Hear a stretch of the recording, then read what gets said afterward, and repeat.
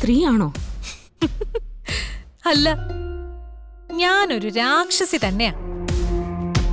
എന്നെ ചതിക്കുന്നവരോടും പിന്നിൽ നിന്ന് കുത്തുന്നവരോടും ആ സ്വഭാവം മാത്രം ഞാൻ കാണിക്കൂ. അല്ല, നിന്നെ പോലെ നന്മവരായിട്ട് ജീവിക്കാനൊന്നും എന്നെ കിട്ടില്ല. ഇപ്പൊ തന്നെ കണ്ടില്ലേ നിന്റെ വയറ്റി കുരുത്തതിന്റെ ജാതക ഗുണം. അത് നിന്റെ വയറ്റി വന്ന് കുരുത്തപ്പോ തന്നെ വേറൊരുത്തിയുടെ വയറ്റി കിടന്നത് ഇല്ലാതായി. ഇനി ഈ വീട്ടിൽ എന്തൊക്കെ സംഭവിക്കുന്ന ആർക്കറിയാം? ഈ വീട്ടിൽ നടക്കുന്നതിന്റെ എല്ലാ ഉത്തരവാദിത്വവും എന്റെ കുഞ്ഞിന്റെ തലയിൽ കെട്ടിവെക്കാൻ നോക്കണ്ട. പിന്നെ ആരുടെ തലയിൽ കെട്ടിവെക്കണം? ഞാനത് നിന്റെ കുഞ്ഞിന്റെ തലയിൽ തന്നെ കെട്ടിവെക്കും. നിങ്ങൾ സന്തോഷിക്കേ, നല്ലതുപോലെ ആഘോഷിക്കേ. പക്ഷേ ഇതെല്ലാം തകർന്നടിയുന്നൊരു ദിവസം വരും, നോക്കിക്കോ. എന്തായാലും ഒരുത്തിയുടെ വിക്കറ്റ് നല്ല ഈസി ആയിട്ട് അങ്ങ് അടിച്ചുപോയി. ഇനി അടുത്തത് നിന്റെ വയറ്റി കിടക്കുന്ന ഈ വിക്കറ്റ്, അതും ഇങ്ങനെ തന്നെ തെറിച്ചു പോവും.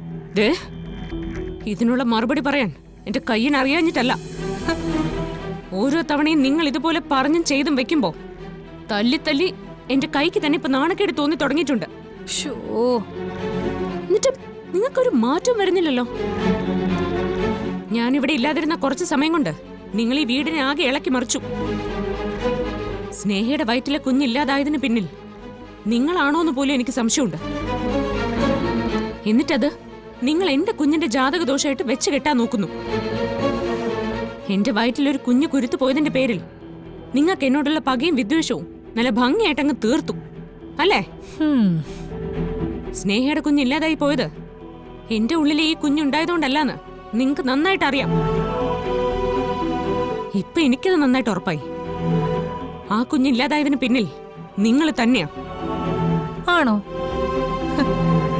എന്നാ നീ പോയി തെളിയിക്ക്. എന്നിട്ട് എല്ലാവരുടെയും മുന്നിൽ വെച്ച് എന്നെ പിടിച്ചു നിർത്തി വിചാരണ ചെയ്ത് ശിക്ഷ വിധിക്കും. എല്ലാവരുടെ മുമ്പിൽ വെച്ച് തന്നെ നിങ്ങൾക്കുള്ള ശിക്ഷ ഞാൻ വിധിച്ചിരിക്കും. സ്നേഹയുടെ പ്രഗ്നൻസി അലസി പോയതിന് പിന്നിൽ നിങ്ങൾക്ക് എന്തെങ്കിലും പങ്കുണ്ടെന്ന് തെളിഞ്ഞ അതോടെ നിങ്ങളുടെ എല്ലാ കളികളും ഞാൻ നിർത്തും. ഈ വീട്ടിൽ നിന്ന് അച്ഛൻ തന്നെ നിങ്ങളെ ഇറക്കി വിടും. അതെ, അത് നിന്റെ സ്വപ്നം മാത്രം. ഞാൻ ഈ വീട്ടിൽ എന്തൊക്കെ ചെയ്താലും ഇനി എന്നെ ഒരാളും ഇവിടുന്ന് ഇറക്കി വിടാൻ പോകുന്നില്ല. അതിനെ ഇവിടെ ആർക്കും കഴിയേയില്ല. അതിനുള്ള ഉറപ്പ് എന്റെ കയ്യിലുണ്ട്. എങ്കിൽ നമുക്ക് കാണാം. കാണിക്കാൻ ഞാനും തയ്യാറാ. ആദ്യം നീ എനിക്കെതിരെയുള്ള തെളിവ് കൊണ്ടുവാ. ആ സമയത്ത് എന്താ സംഭവിക്കുന്നതെന്ന് ഞാൻ കാണിച്ചുതരാം. നീ പോയി കുഞ്ഞ് നഷ്ടപ്പെട്ടെന്റെ വിഷമത്തിലിരിക്കുന്ന സ്നേഹം ധനുഷിനെ ആശ്വസിപ്പിക്കേ. ചെല്ല്. അതിന് തന്നെയാ ഞാൻ പോകുന്നത്. ഒരുപാട് ആഗ്രഹിച്ചുണ്ടായ കുഞ്ഞ് നഷ്ടപ്പെട്ടതിന്റെ വേദനയിൽ ഇരിക്കുന്നവരെ രണ്ടുപേരെയും ഞാൻ ആശ്വസിപ്പിക്കും. പക്ഷേ ആ കുഞ്ഞ് നഷ്ടപ്പെട്ടത് നിങ്ങൾ കാരണമാണെന്ന് ഞാൻ അറിഞ്ഞ ആദ്യം ധനുഷ് തന്നെ നിങ്ങൾക്ക് തരാനുള്ളതങ്ങ് തന്നോളും. എന്താ നിങ്ങൾ ഞെട്ടിയോ? അപ്പൊ നിങ്ങൾക്കിതിൽ മനസ്സറിവുണ്ട്.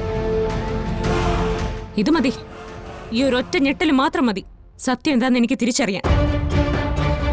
ചിലപ്പോ എന്നെക്കാളും മുമ്പ് അത് ധനുഷ് തിരിച്ചറിയും. ഇന്ന് അവൻ അതിന് തീരുമാനം ഉണ്ടാക്കുകയും ചെയ്യും.